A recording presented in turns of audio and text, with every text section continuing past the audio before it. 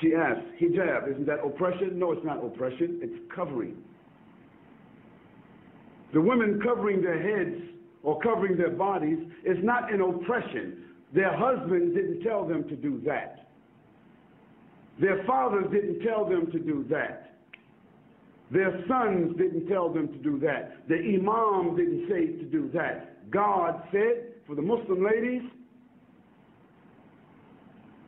draw your clothing across your bosoms and do not allow your natural ornaments to be shown except to those within your family circle. What are the natural ornaments of women, in case you don't know what they are? Their breasts, their shapes that happen to be different than that of men, their hair, those adornments should be covered. Now, just in case Christian people don't remember, just 40 years ago, Christian women never went to church without covering their heads. It wasn't it. Isn't that true? Ask your grandmothers. And just 50 or 60 years ago, 20 years before that, a Christian woman would never come outside with a short skirt, even. Even the nuns themselves today have succumbed to modernity. Because the nuns who committed themselves to the church and a religious life, how did they dress? They're not Muslims. They covered themselves. They covered themselves with an outer garment, and nothing on them was seen except the face and the hands. So if that was accepted by Christianity, it was accepted by religion. That wasn't something just that Muslim women were told, but Jewish women, Christian women, and Muslim women were ordered to do that in their scriptures. Now, the fact that the modern civilization chose to tell women they don't have to wear that and they can wear bikinis doesn't mean that God is wrong and they are right. Now, for the Muslim lady, the wearing of the hijab is a protection for her. It's a distinction for her. Yes, it is a uniform so that she will be known to be a Muslim. She would not be molested. She would not be insulted. And no need for a man to stare at her and look at her because there is nothing appearing of her that would cause any unnatural attraction. Therefore, it is more than likely she can come and go with decency and dignity, and that her natural ornaments will not create an inordinate liability for her, like so happens when you see women wearing jeans and clothing that seem as if they painted it on themselves. Now, all you have to do is look at these two women, and you can see the problems that exist. Now, of course, it doesn't mean that every woman that doesn't cover herself completely, it doesn't mean that she's immoral. It doesn't mean that. But the Quran gives to the Muslim women what we consider to be an ounce of prevention is worth what? What's it called? The ounce of prevention is worth what?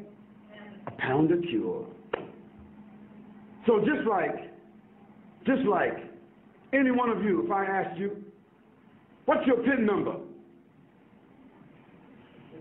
You wouldn't tell me. If I came to visit you in your house, you wouldn't have your certificates of deposit in front of me. You wouldn't have your jewels in front of me. You wouldn't have your stack of money or your savings in front of me, distributed just because I'm a friend and everything should be transparent. No, you have those valuables in a place that is safe. Might be a bank, might be a safety deposit box. Well, that's just money. That's just tangible things. So don't blame us and don't blame God if he tells us that our mothers and our wives and our daughters, that they should be covered and in a safe place. The person asked about segregation. Why do Muslim women, why are they segregated? They're not segregated. They're not segregated. They're separated. There's a difference between segregation and separation. For instance, outside here, you have toilets that say male, female, don't you? Don't you? Why? Why shouldn't there just be a toilet? Because there are sensitivities that we as moral, decent, dignified, educated people accept, that there are sensitivities and privacy that the female would like to have as opposed to just walking into an open toilet. Now, maybe in Amsterdam or some other places in Europe where they just have open toilets, it's different. But in most cases in the world, in most places in the world, they select to have a male and a female toilet. Why? Because there's the inherent inclination of human beings to provide sensitivity for women and sensitivity for men.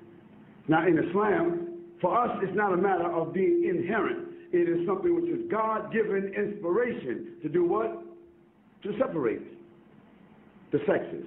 That means the genders.